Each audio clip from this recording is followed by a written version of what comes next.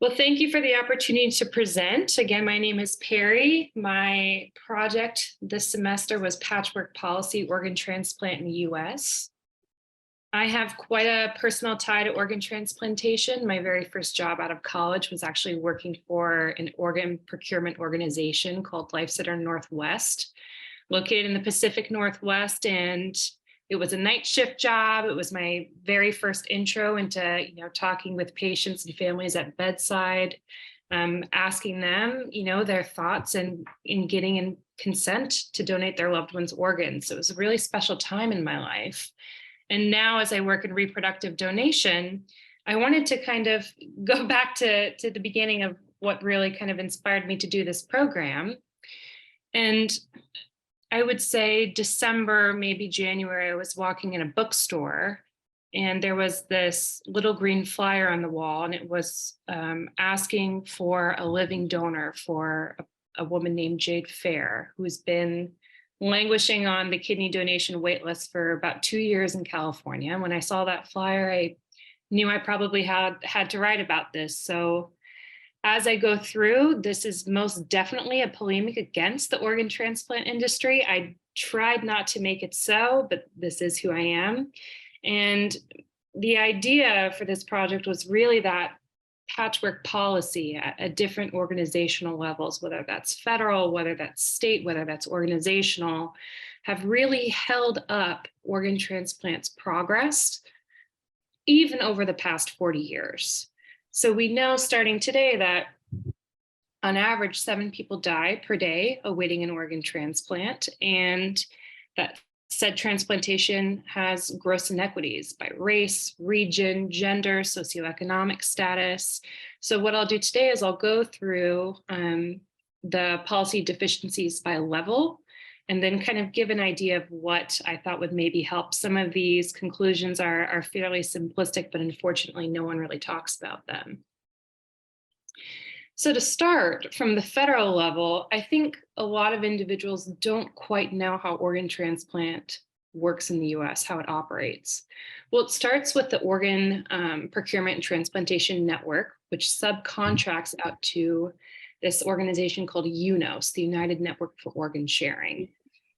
And UNOS has been operating for almost 40 years. I actually wrote a great paper on this in Professor Hoffman's class, if he remembers, where I kind of got a little bit upset about the fact that UNOS has had an undisputed reign for quite some time. And this harkens back to the fact that the organ or the OPTN doesn't really solicit for other organizations to facilitate transplant in the US. So I took this a little bit further this time, and I really examined how the OPTN regulates UNOS, and unfortunately, it's barely at all. They actually share the same board, which is a huge conflict of interest. And a lot of UNOS's funding is actually from those who register to be on the wait list. So the $100 or $200 they pay in order to be put on the wait list for a kidney, for a pancreas, etc. So that being said, there's a lot of opportunity, especially at the federal level, to make some serious policy changes. We found out last month in April that the Biden administration sought to put, I think, upwards of $60 million towards organ transplantation. That remains to be seen. We don't know how it's going to be implemented, but it is a start. And I think at this point, 40 years of incremental change has finally gotten some attention, and that it's not enough.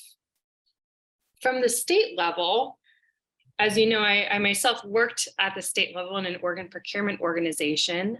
These are entirely self-funded. States do not have an obligation to help their local OPO, no matter how involved or uninvolved they are in their own communities. And interestingly enough, states don't have any sort of incentives to make sure that their communities register to be a donor. It's all left to the OPOs. Unfortunately, here in New York, we historically have one of the lowest donor registration rates. I did coordinate for cornea donation here in New York many years ago, and I can tell you firsthand that it was very illuminating how little people know about donation, how little people talk about it in in New York communities, how little people were prepared to make this decision. And unfortunately, organ and tissue donation, as you know, is not something that we have time to deliberate. We ideally make this decision with the family within 12 hours, the ideal amount of time from what we call death to preservation to make sure that the organ is viable enough to transplant.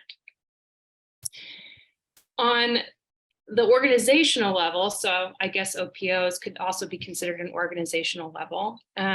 We know that they unfortunately chronically underperform.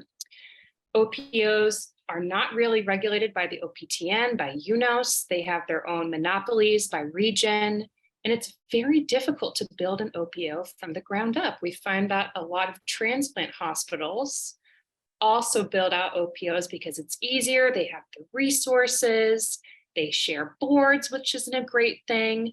But at the end of the day, if we're really thinking about equity in transplantation, if we're thinking about how to reduce the shortage of organs in transplantation, then everything on this slide is just a giant 50-foot red flag asking for attention.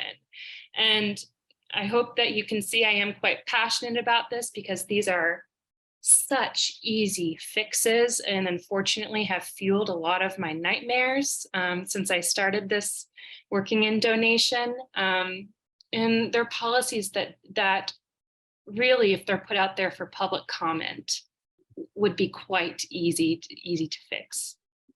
My biggest surprise in doing this thesis was finding out, transplant's biggest regulator was the Centers for Medicaid and Medicare Services, who reimburse for the costs associated with procurement, the costs associated with transplantation. They say, if you're a transplant hospital, you ideally have a great outcome for all of your patients, and thus will reimburse you more. And that in itself is hugely problematic. We don't love the idea of an insurer being a massive regulator. And so I actually felt my conclusions were somewhat simple. I mean, let's obviously not tolerate conflicts of interest. Very not cool in 2023. Let's work on policy reform for the CMS. Let's maybe make it a little less based on financial penalization. Maybe we could work with some incentivization. Could we maybe strengthen the OPTN? That I felt was up to criticism. It's a bit of a top-down approach, which I myself don't entirely love, but at this point, it kind of seems like the only option. And at the end of the day, we're all here to increase equity. So if even one or two of these policy tweaks were to be implemented, I mean, what could we do for our patients, our family members, and our friends? So yes, thank you very much.